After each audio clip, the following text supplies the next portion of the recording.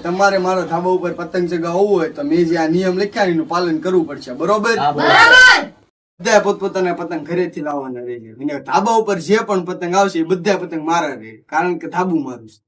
હવે મિત્ર ખાસ વાત, કોઈ પણ ને એમ હોય કે મારે પતંગ સગાવી નથી, મારે પતંગ ખાલી જોવી, તો પતંગ જ જોવાની, બીજી કઈ આડાવળી ક્યાંય નજર નાખવાની થતી નથી. અને તને ખાસ કઉ છું, ગૂંચવાળો મિત્ર કોઈ કરવો નહીં. ગૂંચવાળો આવે તો આમ સાઈડમાં મૂકી દેવાનું, બરોબર?